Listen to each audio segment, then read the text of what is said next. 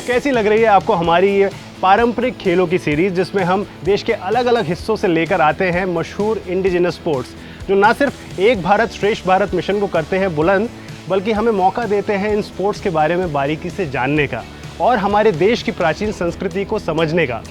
और 74th independence day के उपलक्ष्य में हम पेश कर रहे हैं independence day special fit India freedom series, जो आपको न सिर्फ देश में जन्मे खेलों से रूबरू कराती है, बल्कि स्ट्रेस, लेजीनेस और ओबेसिटी से फ्रीडम दिलाने के लिए मोटिवेट भी करती है। मैं हूं आपका होस्ट रवि शर्मा, और जब संस्कृति की बात हो रही है तो नॉर्थ ईस्टर्न स्टेट्स का जिक्र होना तो लाजमी है।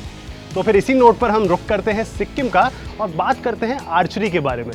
एक मिनट, ये सिर्फ आर्चरी नहीं है, थोड़ा सा ट्विस्ट है। ये है सिक्किम आर्चरी। सिक्किम में कई प्रकार के पारंपरिक खेल प्रचलित हैं, जिनमें सबसे पॉपुलर खेल है आर्चरी यानी तीरंदाजी का। सिक्किम आर्चरी के खेल में धनुष और बाण का प्रयोग किया जाता है। सिक्किम में जिस तरह की आर्चरी प्रचलित है, उसमें सिर्फ बांस यानी बैम्बू से बनाया हुआ धनुष और बाण ही प्रयोग किया जाता है, और इसलिए यहाँ ये पारंपरिक खेल बैम्बू आर्चरी के नाम से भी फेमस है। ये धनुष बाण बांस को काटकर हाथों से बनाया जाता है। इसे बनाने की कला प्राचीन काल से ही एक पीढ़ी दूसरी पीढ़ी को सिखाती आ रही है। आर्चरी दो इंडिविजुअल्स या फिर दो टीम के बीच खेला जाने वाला गेम है। इस गेम में प्रतिभागी का मुख्य मकसद होता है टारगेट को अपने बाण से हिट करना। सिक्किम आर्चरी में प्रतिभागी से 130 मीटर की डिस्टेंस पे 3 फीट बाय 1 फीट का काठ का बना हुआ एक टारगेट होता है, जिसे निशाना बनाना होता है। उस टारगेट पे ज़्यादा से ज़्यादा बाण मारने वाला खिलाड़ी विजयी घोषित कर दिया जाता है।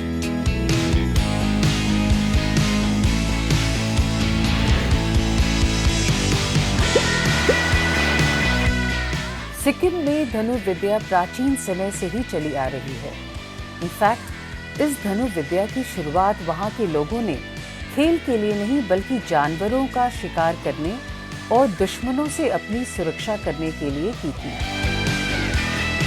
प्राचीन काल में बांस के बने हुए धनुष और बाण शिकार करने के लिए बहुत प्रभावकारी माने जाते थे। धीरे धीरे सिक्किम के लोगों ने आर्चरी को एक एंटरटेनमेंट के रूप में भी उपयोग करना शुरू कर दिया। जब किसानों के पास फसलों की कटाई के बाद खाली समय होता था, तब ये लोग मिलजुल कर आर्चरी का खेल खेलते थे।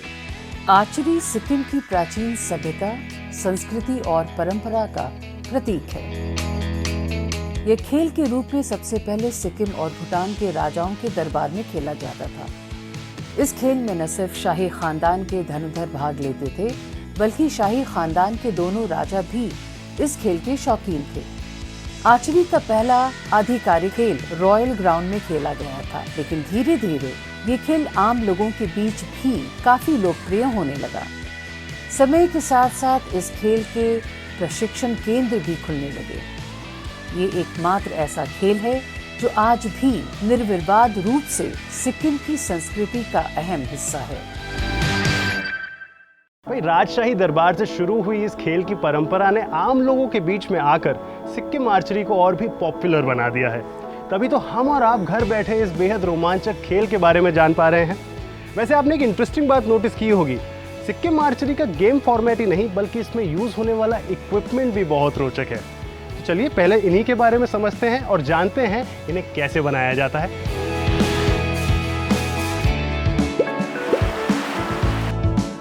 धनुष बनाने के लिए बांस केवल गर्मियों के मौसम में ही काटा जाता है, जिसे जूशिंग नाम से भी जाना जाता है। पहाड़ियों की ऊंचाई वाले क्षेत्र पर पाए जाने वाले चुनिंदा बांस को ही उपयोग में लाया जाता है। बांस हवा के तेज झोंकों को झेल झेल कर काफी मजबूत हो जाते हैं, इसलिए इन बांस को चुना जाता है। बांस के घुमावदार हिस्से को सावधानी पूर्वक काटा जाता है, जिसके बाद इसे थाप यानी मिट्टी से बने पारंपरिक चूल्हे पर सीजनिंग या लकड़ी को पक्का करने के लिए कुछ महीनों के लिए रखा जाता है। लकड़ी के इस टुकड़े को थाप से बाहर निकालकर सर्दियों के दौरान पॉलिश किया जाता है। पारंपरिक धनुष दो प्रकार के होते हैं। एक चाझू है, जहां धनुष बांस के पूरे घुमावदार हिस्से से बना होता है। दूसरे को ताबझू कहा जाता है, जहां बांस के दो टुकड़े एक तार से बंधे बांस के वायर से जुड़े होते हैं। जू था, या सरल शब्दों में स्ट्रिंग, पहले बुने हुए रेशों द्वारा बनाई जाती थी, लेकिन बाद में इनको बनाने में जूट फाइबर का प्रयोग किया जाने लगा। तीर या एरो को द्यंगवालों के रूप में जाना जाता है। तीर का पिछला भाग यानी तीर पंख पहाड़ की ऊंचाइयों पर मिलने वाले पंखों से बनाया जाता है। सामान्य तीरों के अलावा कुछ विशेष तीर भी होते हैं जिन्हें पीदो कहा जाता है। इन खास तीरों में पंखों यानी फेदर्स को ट्रिम नहीं किया जाता। ये पंख स्वाभाविक रूप से ही उपयुक्त आकार में होते हैं। ये नेचुरली सूटेबल आकार के पंख बाज, चील, फैल्कन आदि के पंखों से प्राप्त हो जाते हैं। Oh my God! These are such fascinating trivia. मतलब the entire process of making धनुष बाण is so natural and pure. एक भी चीज मार्केट से लाने की जरूरत ही नहीं है। मैं तो सिक्किम के इस एक्साइटिंग गेम के बारे में जानकर बेहद रोमांचित महसूस कर रहा हूँ। मैं तो बस इंतजार कर रहा हूँ कि कब सिक्किम जाऊँ और इसे लाइव देखूँ। पर इससे पहले कि मैं इस गेम को और नजदीक से देखूँ, इसका फॉर्मेट समझ लेते हैं।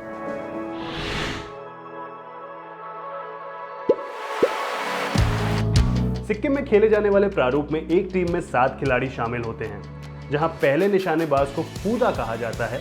टीम के सबसे अच्छे खिलाड़ी को आखिर के लिए बचाकर रखा जाता है, जिसे मधा कहा जाता है।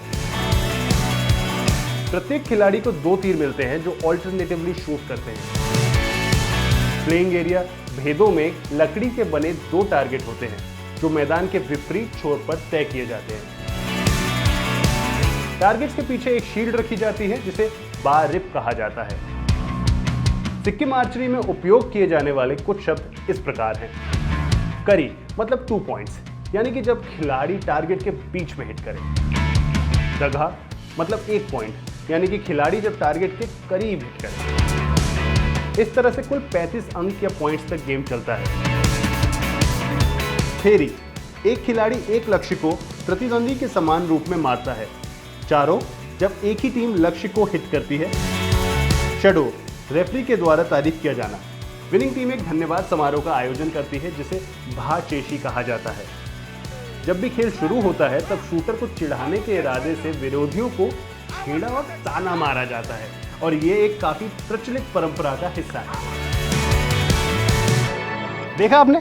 अनिल, सुना? वही कि आप शूटर को ताने मार सकते हैं, छेड़ सकते हैं। मतलब पॉसिबली ये देश का पहला ऐसा पारंपरिक स्पोर्ट है जिसमें प्लेयर्स का ध्यान भटकाने के लिए आप ऑफिशियली स्लेजिंग कर सकते हो। How cool is that? बस यही तो बातें हैं जो बनाती हैं हमारे राष्ट्र को विविधताओं का देश। वैसे देश ही क्यों, हमारे पड़ोसी देशों से भी लोग सिक्किम आर्चरी ना सिर्फ देखने बल्कि पार्टिसिपेट करने भी आते हैं। What, you don't believe me? आपको हम बता देते हैं सिक्किम आर्चरी की करंट पोजीशन, आप खुद ही समझ जाएंगे।